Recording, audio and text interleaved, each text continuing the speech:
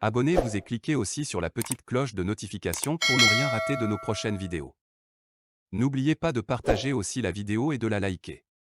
Le bi-hebdomadaire, l'alternative qui nous rejoint à l'instant avec son patron Ferdinand Haïté qui est déjà au téléphone avec nous. Ferdinand, bonjour. Bonjour Eric. Et ce matin, Ferdinand, vous revenez sur la privatisation de la BTCI, de l'UTB1. Pourquoi le gouvernement n'opte pas pour l'actionnariat populaire? C'est votre interrogation ce matin, Ferdinand. Oui, vous savez très bien que la privatisation de ces deux banques-là, qui sont les deux dernières banques publiques, est sur la table depuis bientôt 4 ans et que le processus est conduit de façon assez je sais pas, le processus est conduit de façon assez boiteux. Aujourd'hui, c'est vrai qu'entre-temps, il y a eu une tentative de fusion qui n'a pas marché. Elle aurait été la solution si elle était conduite jusqu'à terme. Mais aujourd'hui, l'État veut se désengager de ces banques-là, mais c'est les deux des Togo. Et vous savez que ces banques ont été mises en mal par des actifs totalement pourris, et ces actifs-là, ces crédits qui sont en souffrance sont parfois, les débiteurs sont parfois des gens proches du régime, tel qui a pris des milliards ici pour commander des marchés d'engrais, tel qui a pris des milliards ici pour faire les BTP qui n'a pas remboursé, tel avocat a pris de l'argent pour construire un hôtel. Et donc c'est des banques qui ont été mises à sac par les gens du régime. Et il aurait suffi de recouvrer toutes ces créances-là qui sont en souffrance pour redonner un autre souffle à ces banques-là. Mais l'État préfère plutôt se désengager et donc peut-être, on ne sait jamais, transférer toutes ces dettes-là au trésor public, donc payables par les contribuables que nous sommes. Mais est-ce que c'est la solution aujourd'hui? Nous, dans cette analyse, on ne le pense pas. On pense que on ne peut valablement pas booster le développement si on n'a pas le contrôle de nos banques. Et les deux dernières banques du Togo, si elles tombent dans les mains des étrangers ou des investisseurs étrangers, ce serait suicidaire pour l'économie togolaise. Vous savez, en 2005, lorsque Faure prenait le pouvoir, il avait son fameux programme dans une brochure qu'on appelait les 20+. Il avait promis à l'époque de créer une banque de l'habitat et même, je pense, une banque agricole. Ça n'a jamais été fait 16 ans après. Mais aujourd'hui, par exemple, on aurait pu, en conduisant le processus de fusion, créer, par exemple, une banque de l'habitat et agricole, bon, parce que les deux sont liés au foncier, et puis une banque commerciale avec une option de mettre des succursales dans les pays du Sahel. Vous savez que les pays du Sahel sont nos premiers clients en termes en termes de transport des marchandises à travers le port de Lomé. Au lieu de les faire venir ici, de leur permettre de venir ici créer des banques, comme on a vu pour le cas de Coris et tous, on aurait pu, nous, aller là-bas et installer nos banques commerciales là-bas. Mais ce n'est pas le cas. Alors, cette analyse débouche sur des propositions, à savoir, au lieu que l'État se désengage de ces banques-là, si tant est que l'État ne veut plus être l'actionnaire principal, pourquoi ne pas lancer un actionnariat populaire? Parce que les Togolais se sentiront vraiment fiers d'être eux-mêmes propriétaires de leur propre banque.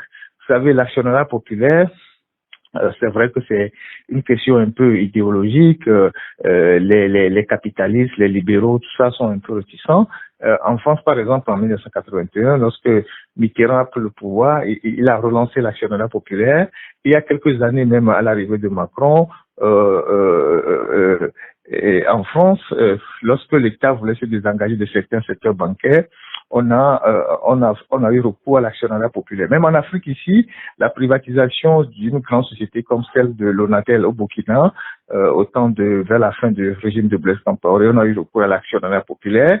En Côte d'Ivoire également. Alors, est-ce que ce serait pas intéressant que le gouvernement fasse appel à l'actionnariat des Togolais en termes de personnalité morale, comme des particuliers, des gens qui peuvent prendre des actions et contrôler leur propre banque et constituer une épargne, les particuliers pour leur retraite et puis les opérateurs économiques pour lancer leurs affaires.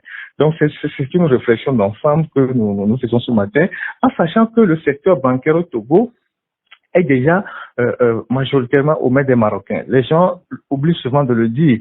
Selon les spécialistes, le Maroc aujourd'hui contrôle le système économique togolais entre 25 et 30%. C'est des chiffres que des spécialistes donnent, et cela va du contrôle des banques, presque toutes les banques de la place, jusqu'aux assurances et aux télécoms.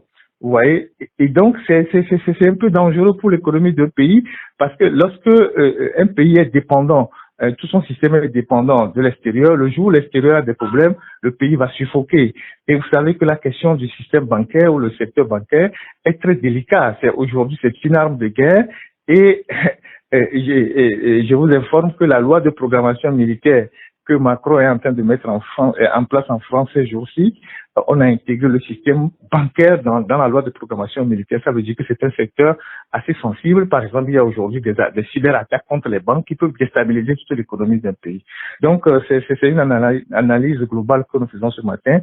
Et au lieu qu'on continue d'aller chercher de l'argent, comme le ministre des Finances le fait actuellement sur le marché public, il fait les courses pour lever des fonds et endetter le pays, il faut mener une réflexion sérieuse, pertinente dans le pays pour voir comment est-ce que le Togolais peut prendre eux-mêmes le contrôle de leur banque et booster leur économie. On a besoin, par exemple, d'une banque agricole, on a besoin d'une banque de l'habitat, on a besoin d'une banque commerciale pour relancer les activités plutôt que de les céder à des investisseurs qui parfois ne sont pas des gens assez propres, des gens véreux et qui viendront faire leurs affaires sales dans notre capitale. Voilà. C'est une question de patriotisme. Maintenant, il reste aux dirigeants d'imprimer la marque. Très bien, on a compris. En tout cas, on lira l'article à la page 3 de votre journal. Et puis, vous revenez également sur la rencontre historique et réconciliation en Côte d'Ivoire, le message d'Alassane Ouattara et de Laurent Gbagbo à Fort Gnassingbé, hein, Ferdinand. Oui, là aussi, c'est une analyse sur ce qu'est la politique. Vous savez, la politique,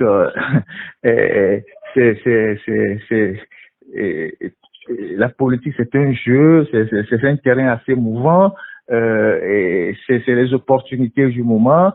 Voilà deux personnages qui se sont battus même à mort, hein, à travers des armes. Et 10 ans après, ils décident de fumer le calumet de la paix. Gbagbo, après son expérience à la CPI, il est sorti avec une victoire. Et Ouattara aussi qui est toujours au pouvoir. Mais il faut savoir que les deux personnalités ont des situations un peu assez délicates. Ouattara, malgré le fait qu'il ait pris son 3e mandat, s'est affaibli par rapport à son camp parce que il a perdu des piliers de son régime. Les gens qui l'entourent aujourd'hui sont des gens totalement qui ne sont pas véritablement des stratèges, c'est parfois des demi-lettrés, des demi-incultes. Il sait très bien que dans son camp, il s'est énormément affaibli. Gbagbo aussi, en sortant de prison, n'a plus le contrôle total de toute sa formation. Il y a des soucis avec son épouse, ses anciens collaborateurs. Et donc, chacun de ces hommes-là, politiques, a analysé la situation, a décidé d'aller à la paix, de tourner la page. C'est vrai que ce geste-là n'est pas souvent perçu par ceux qui ont été les victimes ou les proches des victimes. Les gens se disent, est-ce que c'est la politique qui se résume à ça? Effectivement, tout ça fait partie de la politique parfois, même si il faut comprendre ceux qui continuent de pleurer leur mort. Maintenant, si les gens qui se sont battus avec des armes ont décidé de faire la paix, pourquoi chez nous, où il y a des problèmes, où on a encore des hommes politiques qui sont contraints à l'exil, je ne veux pas donner la liste de tous ces gens-là qui sont aujourd'hui contraints d'être à l'exil, nous ne pouvons pas décider de franchir le pas et d'apaiser le pays en faisant rentrer tous ces gens-là sur le territoire. C'est ce qui est un peu dommage et c'est la réflexion qui est faite ce matin à travers cet article. Au lieu que nous prenons nos clics et nos claques pour aller faire la médiation au Tchad, où on va tous les jours, soi-disant, aider les Tchadiens à réconcilier le pays, à conduire une transition, au lieu d'aller nous promener au Mali, alors que nous-mêmes, nous avons des problèmes qu'on n'arrive pas à régler, parfois qui sont des problèmes même de famille, au sommet de l'État, cela pose fondamentalement un souci, cela pose fondamentalement un problème par rapport à la gouvernance de notre pays. Donc, voilà ce qui est contenu dans cet article. Très bien. On a compris. En tout cas, on lira l'article à la page 4 du journal et tous les sujets à lire dans votre journal, le billet hebdomadaire l'alternative dans le kiosque, donc ce à matin. Merci beaucoup, Ferdinand Haïté. Merci, Eric. Et bonne journée à vous. Hein. Bonne journée. À bientôt.